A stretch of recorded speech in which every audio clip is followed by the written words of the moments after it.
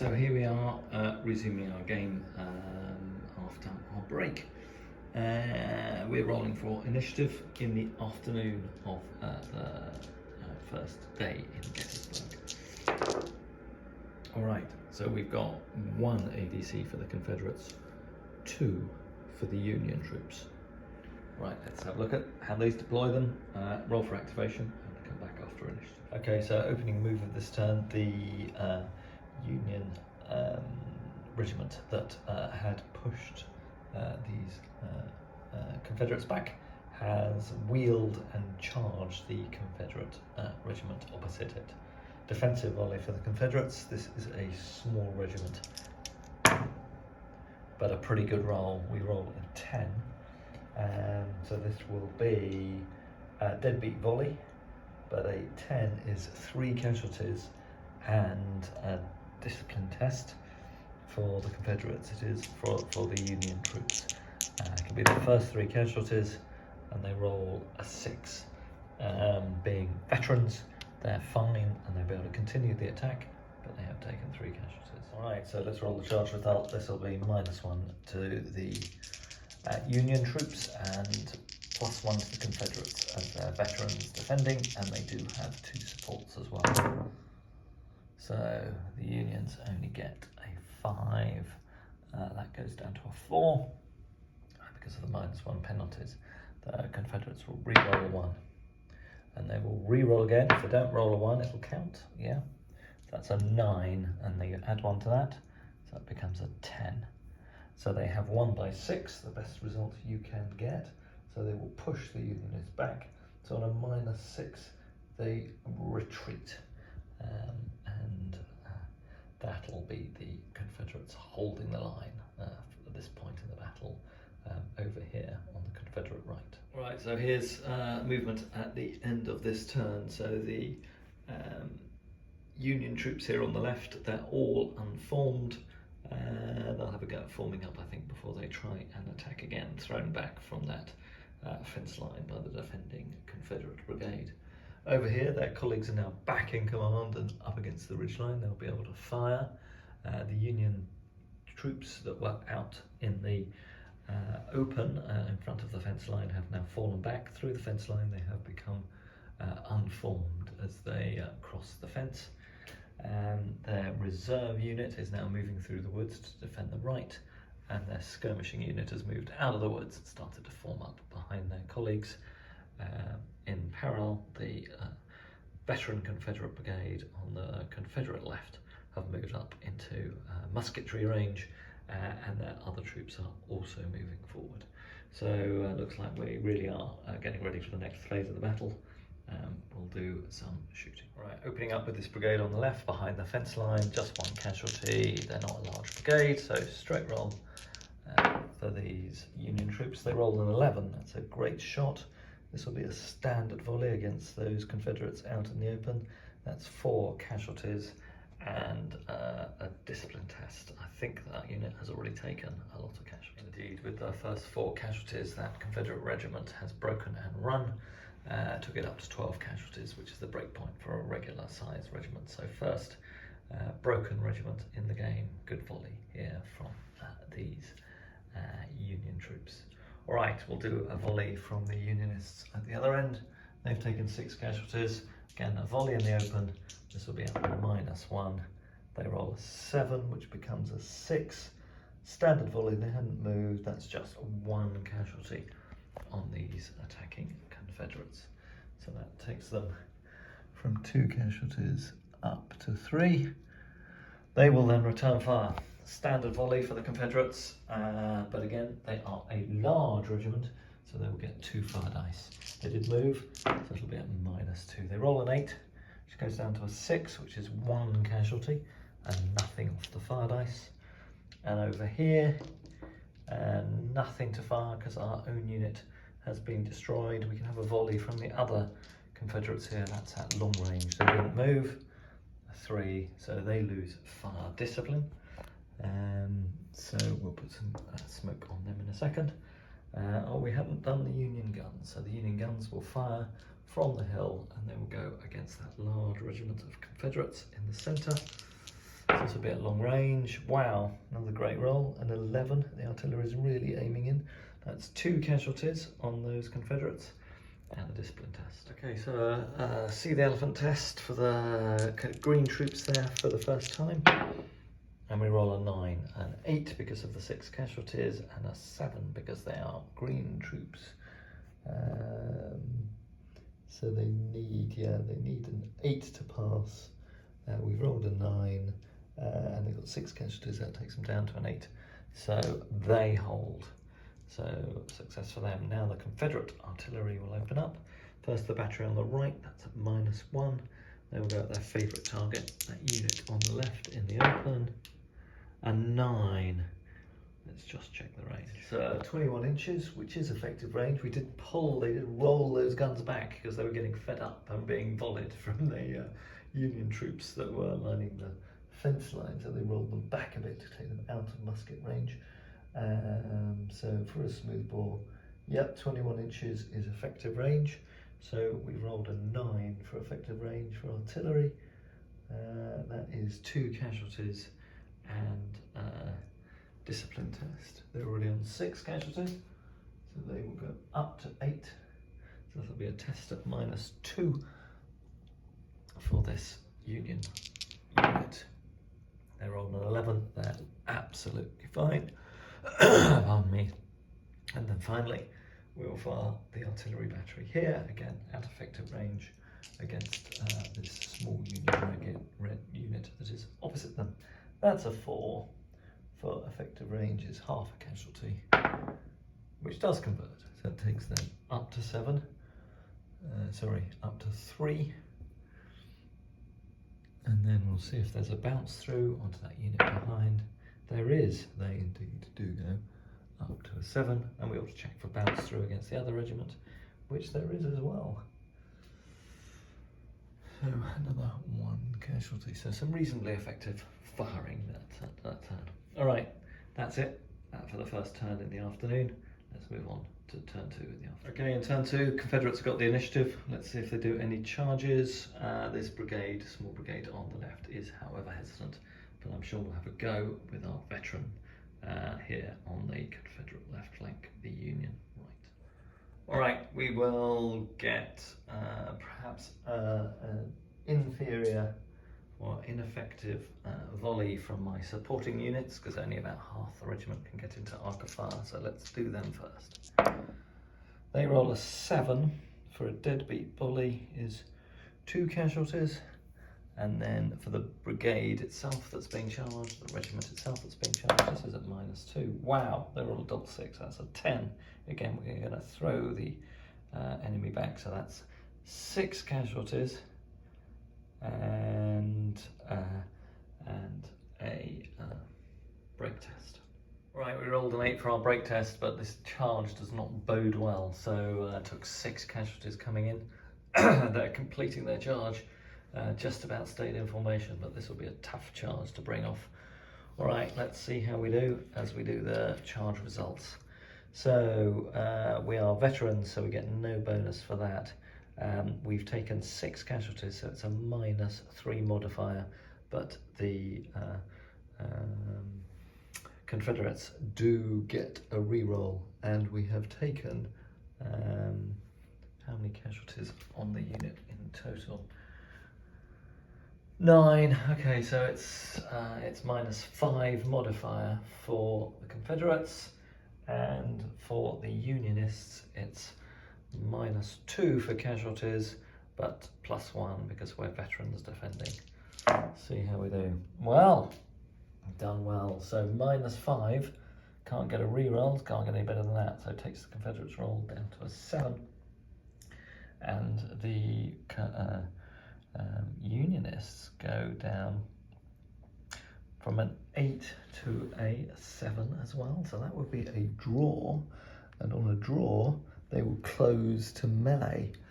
Right, I think we will try a reroll. So we've got 1 support to the flank. That was nearly a 1, but it turned into a 6. So the 11 goes down to a 10 versus 7. So that's a -3 result. So it's a retire again for the Confederates. They have been thrown back for the second time. All right, we've completed our firing. A couple of casualties caused down here by those Confederates that are up against the fence line. Good result for the Confederates. The artillery battery there has broken and thrown back again. The Union troops that were holding that hedge line, so they're down to 6 casualties.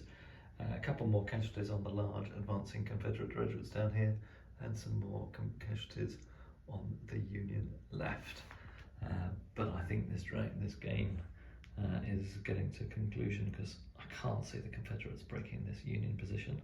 Perhaps we'll have one more go with those big regiments in the centre and their artillery support, see if they can go in.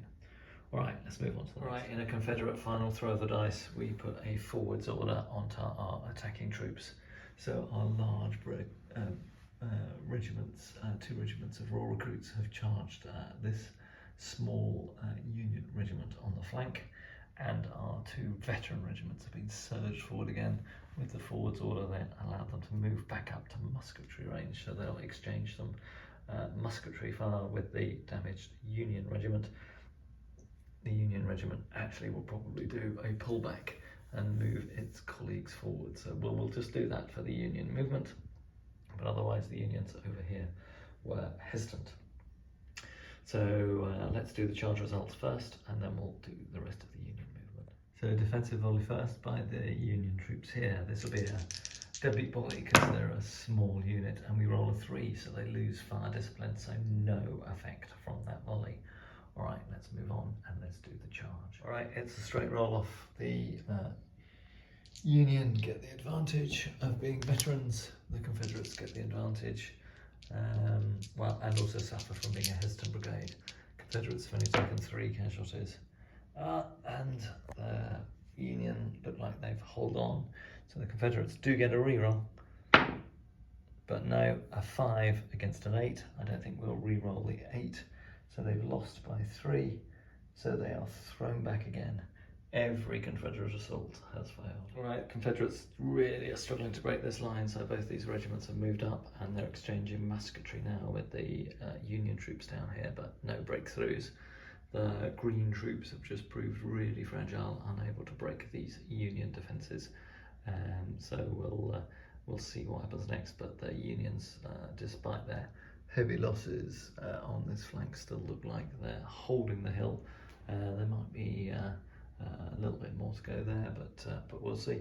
And over on the other flank, the Confederates are back on their fence line, but the Union troops again showing no sign of being pushed off the table, and it looks like the Union offensive on that flank has pretty much burned out. We are going to push on. We're going to see which side breaks first. We've still got a lot of fragile units here, and could go either way with some lucky dice rolling. So the Confederates are going to keep the pressure up on the left and keep firing with their artillery, see if they can break this Union brigade on the Union right, and they'll keep on the defensive on the left. We'll see whether the Unions push forward. All right, on we go. Overly keen for the Union troops. We forgot we have our artillery battery here. This is going to fire artillery assault at long range. It's only got 1 casualty. I need to check that you can do us artillery assault at long range. We'll check that. They are firing at that large Confederate regiment in the centre. They roll a 9. All right, let's see what they do at long range, and we'll check the artillery assault rules. Yeah, you can indeed artillery assault fire from long range. So this regiment in the centre has taken another 2 casualties from the Union artillery. It's a pretty exposed position there. I think they might have to retire behind their colleagues next turn. All right, that's it. Let's move on to the 4th turn of the afternoon, rolling for ADCs for both sides. Let's have a quick look at the ADC roll this turn. Not good for either side. Both sides only have 1 active ADC. All right, what the Confederates going to do? Confederates are going to put it on their attacking brigade because they want to do a rotation in place, so they need some forward unit movement. So they're doing it on their right-hand brigade. They go active, and then the Confederate left-hand brigade is also active. For the Unionists, we're going to put it on our right-hand brigade. They're the ones in most imminent danger. They are active, and then the Union left-hand brigade is also active. Okay, so everyone's active, no problems there, and let's roll for initiative. Confederates had initiative last turn, Confederates lose the initiative. The Union troops have the initiative in turn 4 of the aftermath. Right, so Unionists open fire first, and as we saw last turn, firing first is quite a big advantage. So all the regiments of this brigade have moved. So these two front regiments have formed up, and our broken regiment has moved back up in support. One of our flanking battalions, also another previously broken regiment, is moving up to try and do a flank attack on this rebel position, and the final unit of the brigade has swung round to also join in a potential future attack. All right, let's start. This brigade here has got 8 casualties, so this would be -3 firing at those rebels behind the fence line. Let's see what they do. They roll an 8, that goes down to a 5. That'll be a steady volley, but they did move, so actually, so they moved and it's behind a fence line, yep, so that's a 5. For a standard volley, that's 1 casualty on this far left rebel regiment. They now go up to 6. All right, so the second regiment, this one is at long range. This one will be firing at -3 again, -4, -5, -6, -5, because of, and at long range. So 2 because it formed up, 2 because of the casualties, and -1 for offence. 5, that's a 0, they have lost fire discipline. Actually, this unit here is also on -5. That wouldn't have been a 5, that would have been a 3. So both those front Union units have lost fire discipline, and I take that casualty off the Confederates. All right, these two Union regiments won't fire, penalties are too high, and they'll keep moving themselves forward. So this one against the Confederates. I think the Confederates are partly in cover. So this will be a long range volley at -2 for the Union troops. Let's see what they do. They also lose fire discipline, so no effect. Then this regiment here will fire at the same target. This is also at long range and at -1. Let's see what they do. They also lose fire discipline. Terrible fire by the Unionists so far. And then this final regiment, this will be a short range volley at -1. Wow, they lose fire discipline. Clearly, major problems with the powder supply for the Unionists. I can put those fire discipline results on before I fire the Union artillery. Okay, so the Union artillery will open fire against that large brigade in the centre. They do want to break this Confederate position, so let's see how they do. They roll a 9, that's pretty good. A 9 at long range is 1 casualty and a seared elephant test. So let's see how those Confederates roll. They roll a 4, that will not be good. I think that front unit will flee. All right, so that could be critical. So we've now caused a rout, and this will be a falter test on the Confederates this upcoming turn, as that unit of green troops was routed by the artillery fire. A good end for what was a terrible turn of Union firing. All right, let's do the Confederates first. This first volley will be at -1 from the Red Brigade on the far left. A 7 at -1 becomes a 6. Standard volley is 1 casualty. So they got 9 casualties. They're looking distinctly flaky. All right, a volley from this small unit. This will be a deadbeat volley. They also roll a 9 on a deadbeat volley. We'll check the range, but that's 3 casualties and potentially a see the elephant test. Yep, was indeed 3 casualties. That breaks that regiment for good. They've now taken 12 casualties. They then flee. There'll be a falter test on the Union side. Okay, and then the final rebel regiment will fire now at long range at this revealed battalion at the back. Wow, another tremendous shot. Now that's an 11. That's 3 more casualties and a see the elephant test. This one takes them up to 12. That will be a break on a regular regiment, but this is a large regiment. I think large regiments have up to 15 casualties, but they still have to take a see the elephant test. I'll come back in a second, just check the actions we need to do. Okay, so this is a see the elephant test at -2. They will disperse on a 14, so hang on for a bit longer. Wow, a 5 goes down to a 3. This is a regular regiment, so they are just whipped. They aren't routing, but they do fall back another 18 inches. Right, the Confederate guns are going to open fire against this regiment behind the fence line. This is -1 at effective range. There are 5, that goes down to a 4 at effective range. I think that's fine. That's half a casualty at best. Let's see what we do. We roll a 3, that's nothing. Those remaining volunteers in the centre are out of musketry range, so they've still got their loss of fire discipline because they've been moving, but no action for them. Then we'll fire the guns. The guns will again fire at this Union regiment behind the fence line. There are 7, that goes down to 6. For an effective range is 1 more casualty. They're now up to 6 casualties. Very heavy casualties in this game on both sides. Very few regiments in a good shape. And then finally, final shooting of this turn, we've got 7 casualties on this unit of veterans, so this will be a -1, but with 2 combat dice. Truly terrible roll. 4 for a steady volley at close range is a loss of fire discipline. So not great results for the Confederates there. That could have been decisive. All right. Okay, turn 5. There'll be some crucial rolls here as we've both got some falter tests, as both the Confederates and the Unionists have lost regiments this time. Right, some really important rolls for ADCs. Better for the Union than for the Confederates.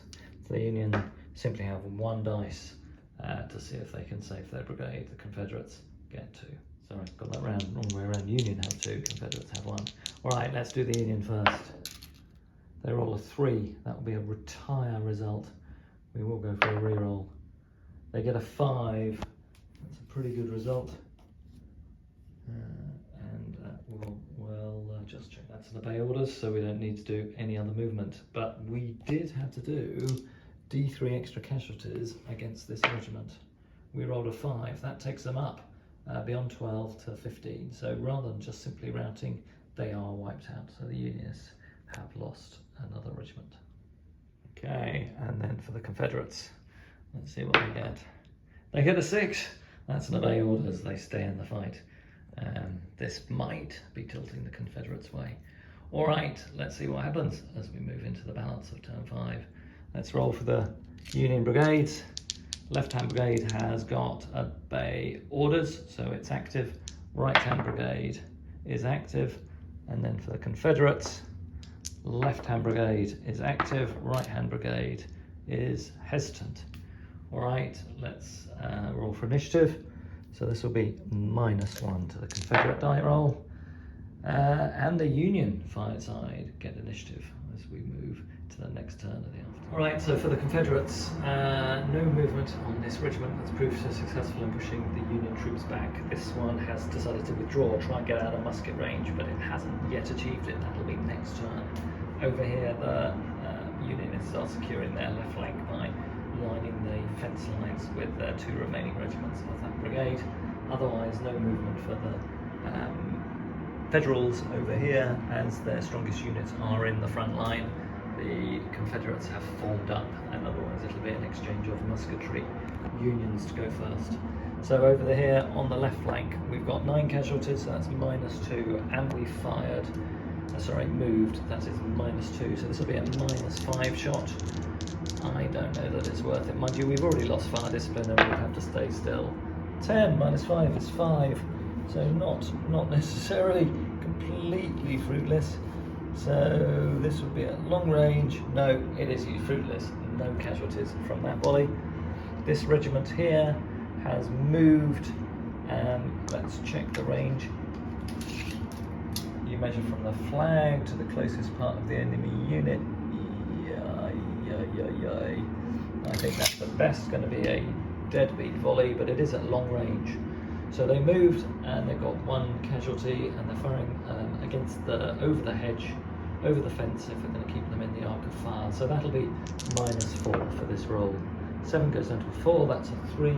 They will lose fire discipline. Right, let's put some fire discipline smoke in front of this unit here. Alright, they're done. This regiment will open fire. I don't think they can see anything but the guns. They're on -1.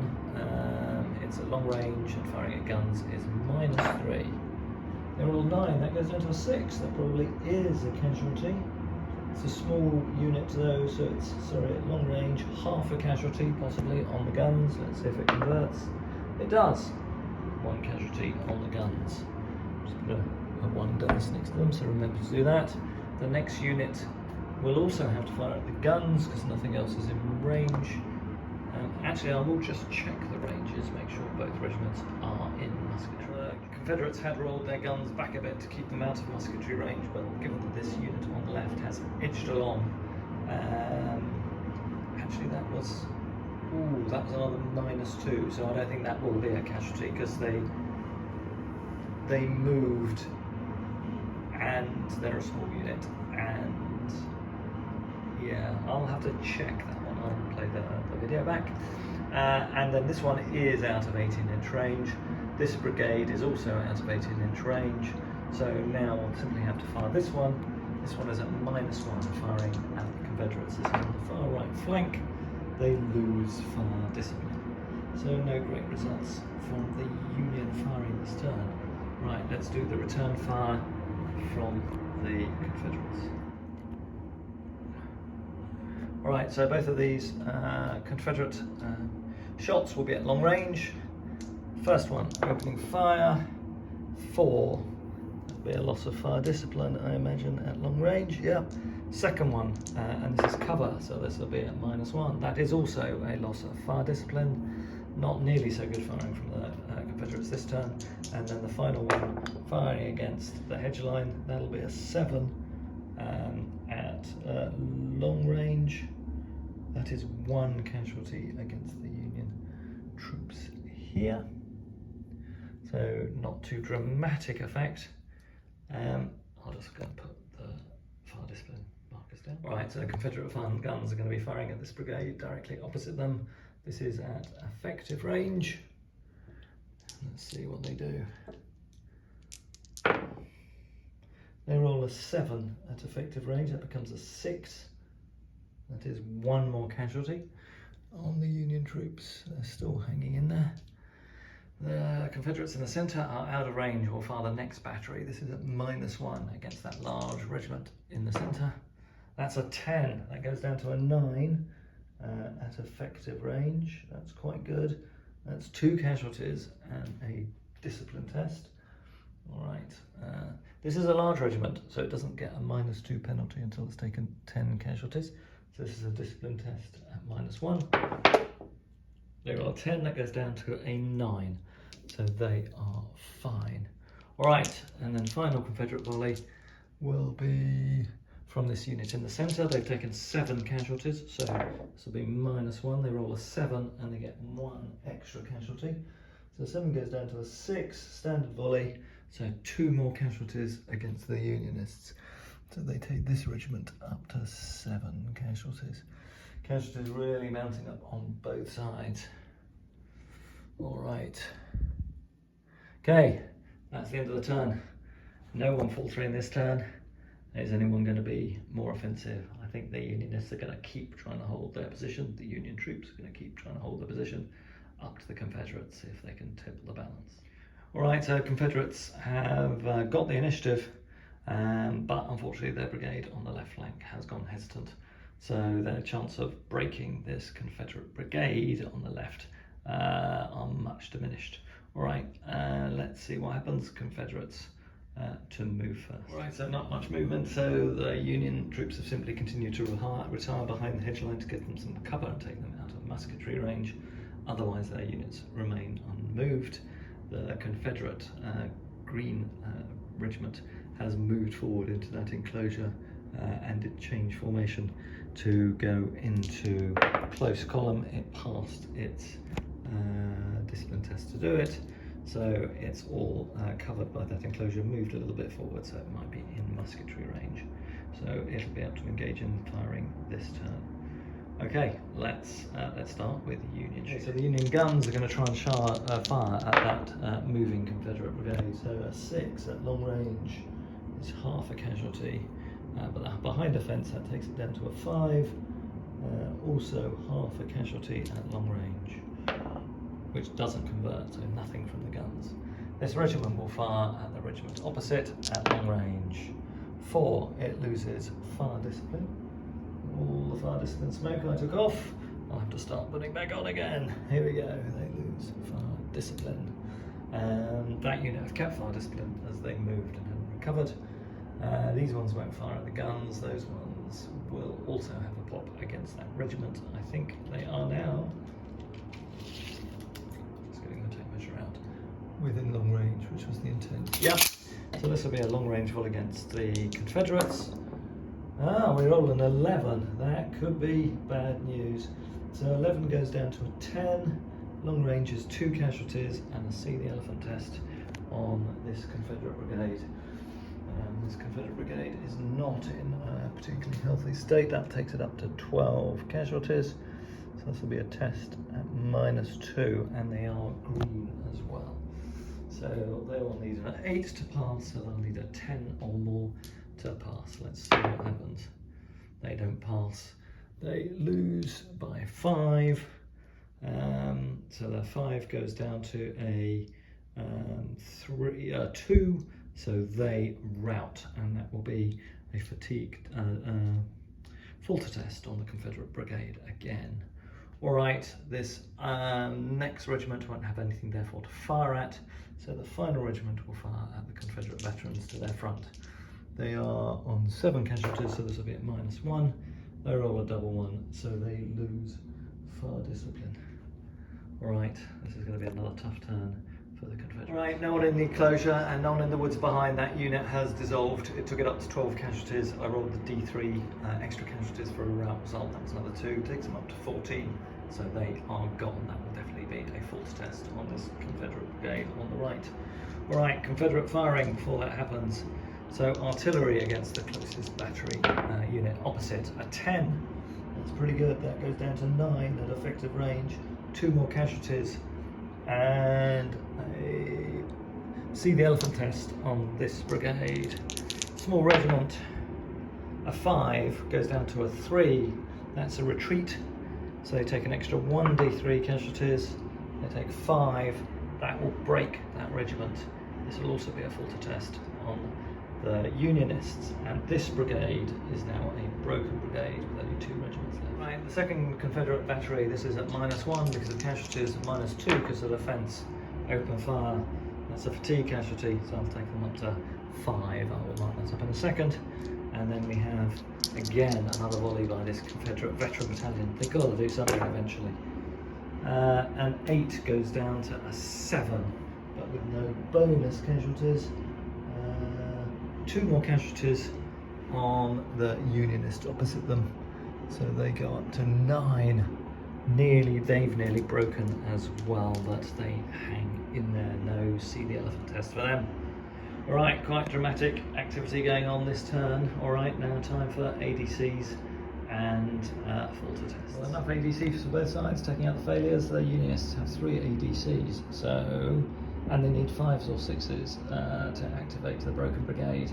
So, yeah, that's for activation, isn't it? Not for gaining ADCs. I need to check what happens, whether they get an ADC if they're a broken brigade. Right, so they keep their ADC, I think, until they leave the table, but they need a 5 or 6 to activate. All right, so they've got a falter test. Let's see how they do as we do the falter test. For the Unionists, they have got enough ADCs to have a reroll. So they roll a 2, and then they reroll to a 3. That's not good. On a 3, they will withdraw. So they retire 12 inches and lose 1 casualty each. Artillery limbers and withdraws as well. Brigade continues to falter. Routed units disperse. All right, we'll move those units back. Okay, so that was pretty dramatic. And now for the Confederates, they also get a reroll. They roll a 4, which means they are hesitant. Okay, so that means they stay where they are, and that is okay. We will not go for a reroll on that. And then testing our activation of our left-hand brigade, that is hesitant, has no rerolls. And for the Confederates, for the Unionists with a reroll, right-hand brigade is active. Right, pretty dramatic stuff this turn. Looks like the rebels indeed may have the upper hand. All right, shooting for the Confederates to go first. I don't know whether I rolled initiative. 8 against 6, yes indeed. Apologies if I got that wrong, but Confederates have, if I've rolled it again, initiative for the second, for that go. All right, Confederates to move. No movement needed. Confederate firing first. Their artillery will go against this brigade. All right, this is a standard volley, a 10. Wow, perhaps the tide is really turning. 10 goes down to a 9 because they're firing behind a hedge line. A 9 is 2 casualties. Takes this brigade up to 10. They're a small brigade, they are a small regiment. They are then broken, even without the discipline test. That'll be another falter test on the right-hand Union brigade this time. Okay, next artillery battery again at -2 because they're firing through the fence and the casualties they've taken. That is a 3, so they will take a further casualty for fatigue. That takes them up to 5, I believe. All right, and then finally the Confederates will still fire again with their veteran regiment over here on the right. Hopefully they can do a bit better than they have on all these previous turns. No, not great. A 6 is 1 casualty and 1 more because of the discipline test does take them up to 11 though.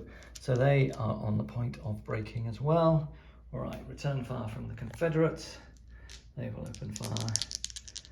This is going to be at -2. They roll a 4.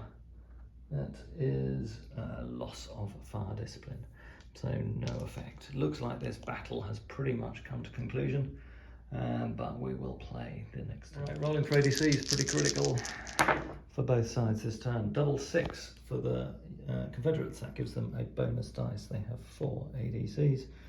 Union only have 2, which they will have to use for their faltering brigade. So this means this left-hand brigade, which is retiring, remains hesitant. All right, let's do our falter test for the right-hand Union brigade. A 3 is a withdrawal. 6, they do get to obey orders. That's very fortunate for them. All right, we will do a infantry assault with a reroll on this Confederate brigade. On the right, they get it. And for the brigade on the left, they are active as well. So we are a -1 on the Union. The Union do get initiative this turn. What are they going to do? All right, so the Confederate left-hand brigade is now advancing towards the Union lines. Over here, the Confederates, the Unions did pull with initiative, pull their first unit back. So the one with 11 casualties on the point of breaking has pulled back behind its colleagues. But the colleagues are also pretty damaged on 9 casualties. So the veterans are going to let loose with their fire. All right, so the Union do have initiative, so they will open fire first. So there will be just simply 1 shot from that unit that has revealed itself. This will be a steady volley, but at -2. They roll a 5, that might be 1 casualty.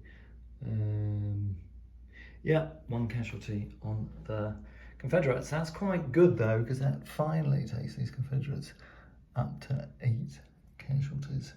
So this will be -2 on the Confederate volley back.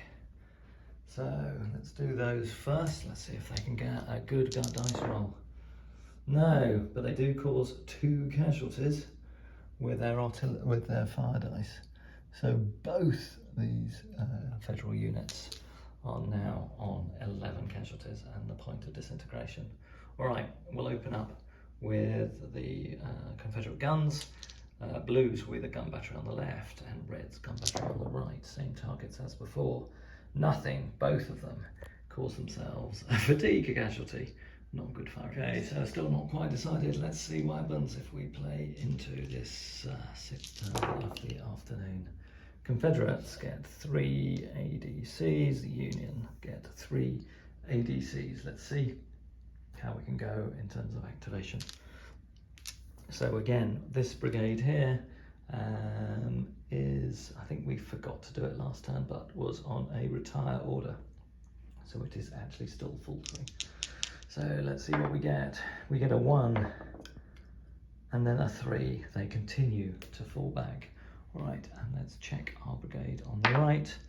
It is also hesitant, not great for the Unionists this turn.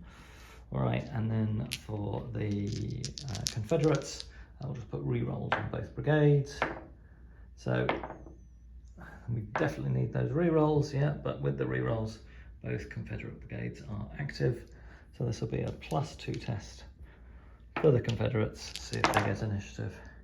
They do indeed get initiative with a 7 plays a 3. All right, Confederates get to go first, and we'll have to do the retire moves for these Union brigades. All right, so the Confederate left-hand brigade is sweeping all before it. It has no opposition left, 1 unit left on this, still hesitating with retiring element of that Union brigade. The other one fell back off the table edge. Over here, Confederates are still just keeping up with the musketry fire. Let's see what they do, because obviously the Unionists could withdraw before them. So actually, perhaps over here, we do risk a charge. I think we're going to. The Confederates are going to launch the charge, to hopefully win the battle.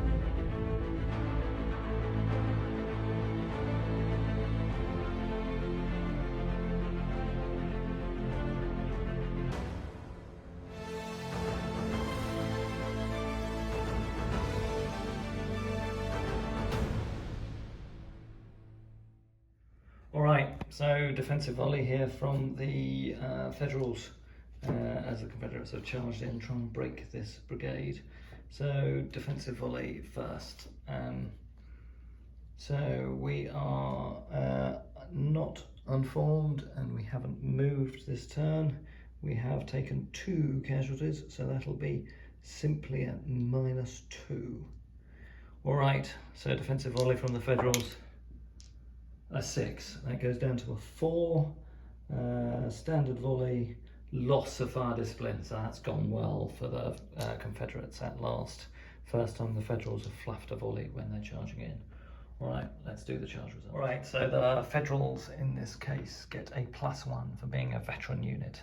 That's it. They get a +1 for being a veteran unit on the defensive, and they get a +1 for the casualties, because actually I'd forgotten this unit of Confederates are a large regiment, so they don't reach their degraded state or second state of degradation until they take 10 casualties.